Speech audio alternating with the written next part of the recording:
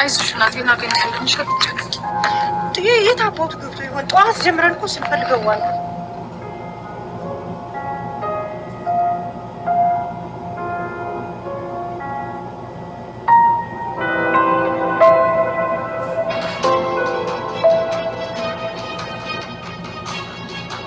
እባክህ ሳሚ በፈጠረ ማየን ነገር አታድርግ። እኔ በጭራሽ አልሽውም። በእናትህ ሳሚ ይህን ነገር ዞር አድርገው። ስለፈጠረ ሳሚ እባክህ መሊክ እውነቱን ተናገሪ። ነገርኩህ እኮ ሳሚ፣ ሰላም እውነተኛ እናቴ ናት። ቆይ አንተ በዚህ ምን ትጎዳለህ? ደግሞ ብር ከሆነ የፈለግከው እኔ እሰጥሃለሁ። ሳሚ ብሌን ያንተ እንድትሆን እረዳሃለሁ። እባክህ በንጹህ ህሊና አስብ። ከነ ውሸትሽ ሙቺ። እባክህ ሳሚ፣ እባክህ ሳሚ፣ እባክህ ሳሚ በፈጠረ ሳሚ እባክህ እንደዚህ አታድርግ ሳሚ።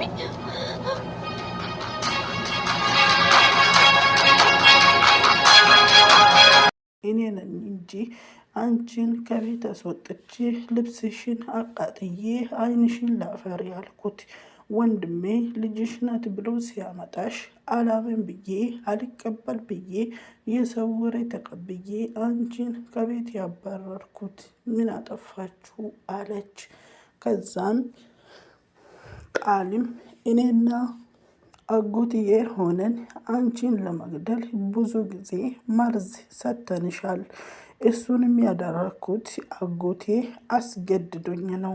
በግድ ካልሰጠሻት ብሎኝ ነው የሰጠውሽ አለቻት። ሰላም ውድና የተከበራችሁ በመላው ዓለም የምትገኙ ውድ ቤተሰቦቼ ሰላም እንዴት ናችሁ? እኔ አለሁ አልሐምዱሊላህ። ክርስቲያን ወገኖችም ሰላም ብያለሁ። ያው ዛሬ ይዤላችሁ የመጣሁት አደራ ክፍል 258 ነው። አደራ ክፍል 258 ምን ይላሉ? ምንስ አሉ? ምንስ ተፈጠረ? ምን ተከሰተ? ቃልና ሳሚ እየተፋጠጡ ነበረ። እንግዲህ ሰላምና ባህሉም በጣም ተናደው ነበረ። ሰላም ባህሉን ከቤቷ አንቃ እንዳስወጣችው አይተናል። ምን ሆኖ የሚለውን አብረን የምናይ ይሆናል። በመጀመሪያ ለቤቱ አዲስ ከሆናችሁ ኑራ ኢንተርቴንመንትን ላይክ፣ ሼር፣ ሰብስክራይብ በማድረግ ቤተሰብ ሆኑ። ነበር የሆናችሁም እስከ ቪዲዮ መጨረሻ አብራችን ቆዩ። አዲስ ጀማሪ ነኝ እንግዲህ ላይክ ሼር አድርጉ ነበር ላለውኝ አዲስ ጀማሪ ነኝ። ገና አዲስ ቻናል ነው። እንግዲህ ላይክ ሼር ማድረጋችሁን አትርሱ፣ አበረታቱኝ። እኔም ለእናንተ አስተማሪ ነው፣ ቁም ነገር አዘል ነው ያልኩትን ነገር ይዤላችሁ የሚመጣ ይሆናል ማለት ነው። ዳይ ወደ ሀሳባችን ዛሬ ይዤላችሁ የመጣሁት አደራ ክፍል 58 ነው። አደራ ክፍል 58 ላይ ሰላም በጣም ተናዳና ተበሳጭታ እሳት ጎርሳ እሳት ለብሳ አቶ ባህሉን ከቤቷ እንዳባረረች አይተናል። ቃልም እየሳቀች ደስ ብሏት አቶ ባህሉ ተናዶ ከሰላም ቤት ሲወጣ ተከትላ ወጣችና ምን ነው አጎቴ ቻው አይባልም እንዴ? ምን ነው ዛሬ ደግሞ የእህትህን ልጅ ሳትሰናበታት ብላ ተሳለቀችበት። ወይዘሮ ሰላም ከተናገረችው ይልቅ የባህሉን አጥንት የሰበረው የቃል ንግግር ነበር።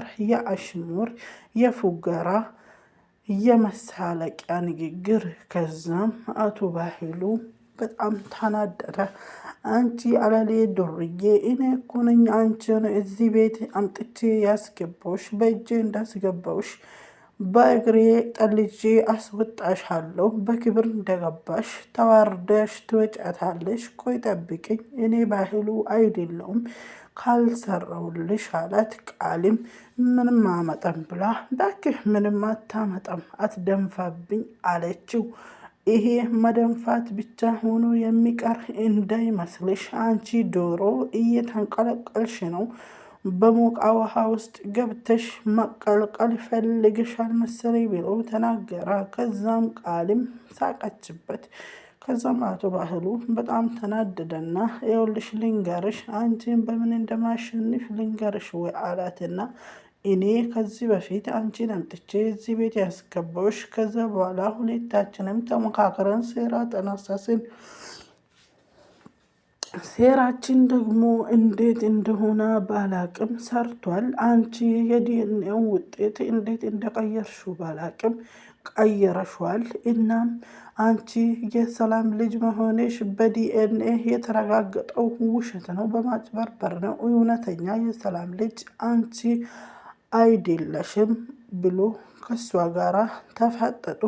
እናም ልታደርግ ነው የሚፈልገህ ነው አለችው። እሱም ምን እንደማደርግ አሳይሻለሁ፣ የአንቺን ዲኤንኤ እንደገና እናስመረምራለን። ከዛ አንቺ የሰላም እውነተኛ ልጅ አለመሆንሽ ይታወቃል አላት። ቃሌም አበደች። ከዛም ተመለሰችና ምንም አታመጠም ብላ የራሷን አጽናንታ ወደ ቤት ገባች።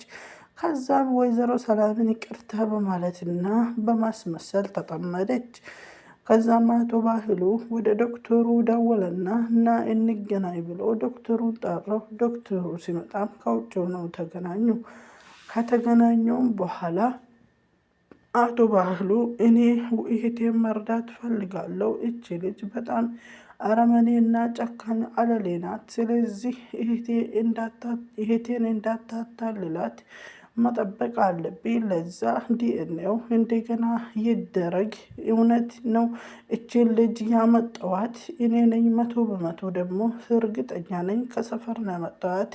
እህቴ የራሷ ልጅ ነበረቻት። የነበረቻት ልጅ ደግሞ እኔ ከቤቷ አስወጥቼ እችን ልጅ ከሰፈር አምጥቼ ዱርዬ ነበረች አምጥቼ ልጅሽ እቺ ናት ብዬ ለእህቴ የሰጠዋት እኔ ነኝ። በእርግጥ መጀመሪያ የእህቴ ልጅ ቃል ናት ብዬ ስከራከርላት ነበር። አሁን ግን እሷ የእህቴን ንብረት ቀምታ እህቴንም በእህቴ ላይም አደጋ ልታደርስ እንደሆነ ሲገባኝ ነው ወደ አንተ የመጣሁት። እህቴ ላይ የሆነ ችግር ሲደርስ ዝም ብዬ ቆሜ አላይም። ልጇን ያሰጠዋት አላነሰኝም ብዬ ነው የመጣሁት። ስለዚህ ምርመራ ድጋሚ ይደረግና ቃል የሰላም ልጅ አለመሆኗ ይታወቅ ብሎ ለዶክተሩ ሲነግረው፣ ዶክተሩም እኔም መጀመሪያም አስቤ ነበረ፣ በራሴ መንገድ ለማጣራትም ጥረት እያደረግኩ ነበረ። እኔ ከአንቴ ጋር አልሰራም፣ አንቴን አላምንህም አለው። አቶ ባህሉም ኢመነኝ፣ ችግር የለውም፣ እኔ አግዝሃለሁ በደንብ አለው። እንግዳውስ የምታግዘኝ ከሆነ ነገሩን በአቋራጭ እንዲቋጭና ቶሎ በፍጥነት እንዲያልቅ ከፈለግ የወይዘሮ ሰላም ከቤት ያስወጣሃት ልጇ የት እንዳለችና የእሷን ዲኤንኤ ማድረግ እንዳለብኝ አዘንጋ። ዲኤንኤዋን ማድረግ ስላለብኝ ያችን ልጅ ካለችበት አንተ ማን እንደሆነች ደግሞ ንገረኝ አለው። ከዛም አቶ ባህሉ ይሄንንማ ከነገርኩ ነገሩ ይበላሻል አለ። ወደ መሬት እያየ አንገቱን አሽቀርቅሮ አይ ይሄንንማ ከነገርኩ ነገሮች ይበላሻሉ፣ ይሄን ነገር መናገር የለብኝም። ምናልባት እነዚህ ነገሮች ከተበላሹ በኋላ ብሌንን ለነዚህ ነገሮች ሊጠቀም ይችል ይሆናል። ለዛ ጊዜ ስለምትጠቅመኝ አሁን አልናገርም፣ አሁን ከነገርኩ ደግሞ በኋላ ልትጠቅመኝ አትችልም በማለት ተናገረ። ከዛም እሺ በቃ አለ። አቶ ባህሉ የተናገረውን ንግግር የሰማው ዶክተር እሺ በቃ ችግር የለውም፣ እኔ በራሴ መንገድ አጣርቼ ይደርስበታለሁ። አንተ ግን የቃልን ዲኤንኤ ለማድረግ የሚያስፈልገውን ነገር አምጣልኝ፣ ከጸጉሯም ይሁን ከምንም ብቻ ምንም ነገር ይሁን አምጣልኝ አላ። አቶ ባህሉም እሺ አመጣልሃለሁ ተባብለው ተለያዩ። አቶ ባህሉ ዶክተሩን ቻው በቃ ሰላም ሁን ብሎ ሰላም ልለው እጁን ስዘረጋ ዶክተር በንቀት ጥሎት ሄደ። አቶ ባህሉ ምንም አልመሰለውም። ይሄንን ችግር ብቻ ሊወጣ እንጂ የአንተ እንደዛ መሆን ምንም አያደርገኝም አለ። ከዛም ተለያዩ። ብሌንና የብሌን እናት ጎረቤታቸው ሆኖ ዳግምን ፍለጋ ወደ ውጭ ወጥተው በከተማው ውስጥ እያሰሱት ይገኛሉ። ዳግምን ወደ አቤል የሚባለው ጓደኛው ጋር ይሄዳል ብላ ብለን አስባ ይዛቸው እየሄደች ነው። ነገር ግን ይገናኙ አይገናኙ እንግዲህ የታወቀ ነገር የለም። በቀጣይ ክፍል ዳግም መገኘቱን አለመገኘቱን ይዤላችሁ የሚመጣ ይሆናል። እንግዲህ ሳሚ እያስጨነቃት ነበር።